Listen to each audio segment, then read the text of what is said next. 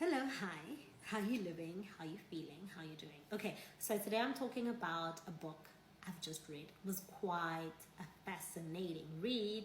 The book is called The Concise Laws of Human Nature by Robert Greene. Interesting Insights, some great pointers. Yeah. Starting off with chapter 1. Okay, so that was pretty much called Master Your Emotional Self. So that is the law of irrationality. Okay, so this one was pretty interesting, right? I don't want to talk about how I felt about it. I'll just glance over it and tell you what was in there, pretty much. So we've got lots of biases that he touched on. So the biases that he touched on were specifically confirmation bias, conviction bias, appearance bias, the group bias, the blame bias, the superiority bias. So many biases. So he also speaks about that you need to beware the inflaming factors. So when he headlines that, he goes into a deep dive where he lists the trigger points from early childhood, sudden gains or losses, rising pressure, inflaming individuals, and like there's just a lot that he touches on, the group effect as well. Then he speaks about strategies towards bringing out the rational self, right? So know yourself thoroughly, examine your emotions to their roots, increase your reaction time. So pause, wait a little bit, don't be quick to react. Accept people as facts. Find the optimal balance of thinking and emotion, and love the rational. So that's pretty much what chapter 1 was about. Let's talk about chapter 2, transform self-love into empathy, the law of narcissism. So here he basically says that everyone is a narcissist to an extent. There's a spectrum, right? So everyone is on like step 1, and then people that are like on the extreme are like on the last level. There are, however, functional narcissists, which was an interesting thing that he touched on there. And that was interesting was chapter 2.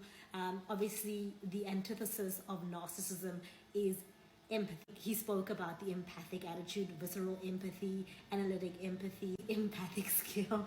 And then he speaks of 3 examples of narcissistic types: the complete control narcissist, the theatrical narcissist, the healthy narcissist, which is the mood reader. So there's a lot that he goes on about, right? So let's move on. Chapter 3, see through people's masks, the law of role playing. So this is basically being like an actor, like a method actor, right? And just understanding so many different spectrums and realities that exist beyond just your own your own frame of reference, so that you can obviously build the empathy we spoke about and combat narcissistic tendencies.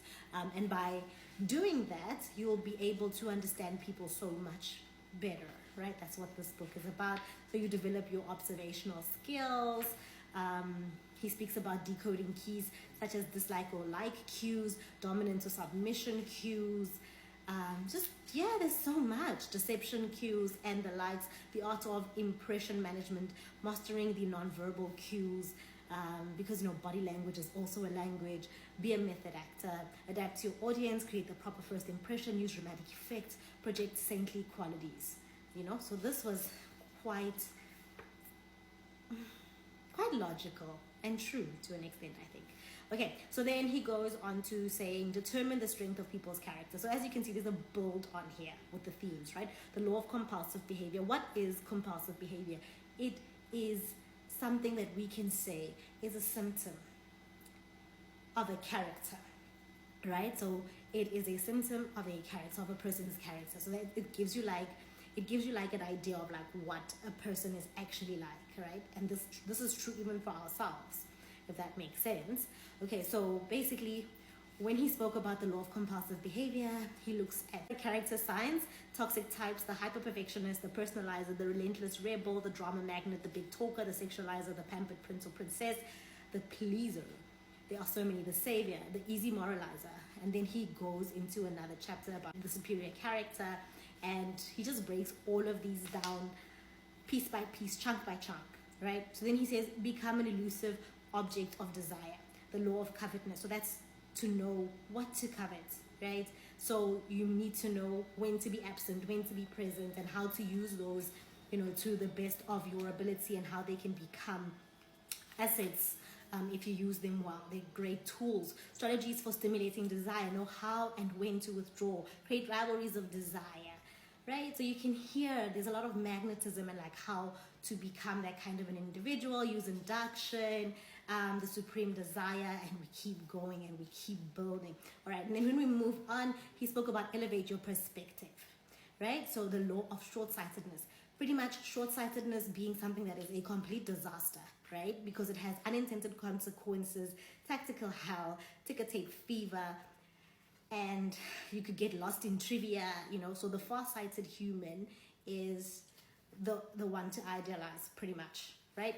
Okay, cool. So then soften people's resistance by confirming their self-opinion. So the law of defensiveness.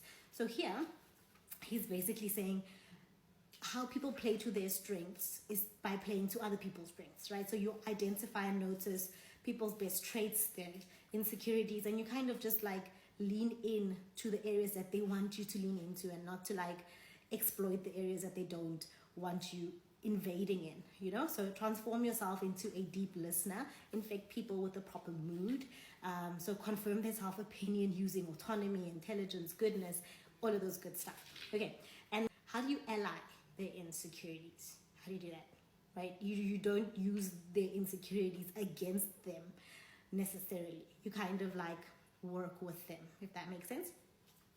Use people's resistance and stubbornness. Use their emotions, their language, their rigidity, right? So everything pretty much. I felt like this chapter was very much like sales skills, very salesy, very needs to be in a sales handbook, really. Great stuff for sales. The flexible mind, self-strategies. Okay, let's move on to chapter 8. So that's change your circumstances by changing your attitude. The law of self-sabotage. So otherwise known as imposter syndrome. That is self-sabotage 101, right? So the law of self-sabotage. This was a very interesting chapter. So here he speaks about so many attitudes. We all know that attitude equals altitude. So you've got the constricted negative attitude, hostile attitude, anxious attitude, avoidant attitude. These are like really terrible. Depressive attitude, resentful attitude. Like he speaks about how to let go of these and lean more towards the expansive attitude, right? How to view the world correctly, how to view adversity correctly, how to view yourself correctly. But of course, based on Robert Greene's, based on Robert Greene's definition. Okay, so now let's keep going. Chapter 9, that is confront your dark side, right? Everybody's got a shadow side. He speaks about the law of repression. He's like, there's contradictory behavior, there's emotional outbursts, there's human denial, there's accidental behavior, over-idealization, projection, right? And he's like, you've got to decipher the shadow within, right? So he spoke about like the tough guy, the saint, and he's like just basically dismantling certain tendencies that exist in, lots of like segments or sects or subsects of humanity, I guess. Okay, the passive aggressive charmer, the fanatic, the rigid rationalist, the snob, the extreme entrepreneur, and so then he says you've got to see the shadow, right, within. Embrace the shadow, explore the shadow, show the shadow, get to know that shadow. All right, then we've got chapters 10 all the way to the end. So that's beware the fragile ego, the law of envy. That needs to go. So you've got to understand how to identify it and how to kind of get to know those that you envy so that you can transform your envy into inspiration. It's not a good thing. Knowing your limits, the law of grandiosity, and why you need to kind of repel grandiose behavior from yourself. Reconnecting to the masculine or feminine within, the law of gender rigidity. There's so many. Advance with a sense of purpose, the law of aimlessness. Get back to who you were, right? Don't be aimless. Get centered. Resist the downward pull of the group, the law of conformity. Sometimes being a non-conformist can help, but if you are someone who can conform, it also has a power to it. Make them want to follow you, the law of fickleness. I found that devious. See the hostility behind the friendly facade, the law of aggression. Seize the historical moment, the law of general myopia, and meditate on our common mortality, the law of death denial, and opposing it. It was okay. Good book.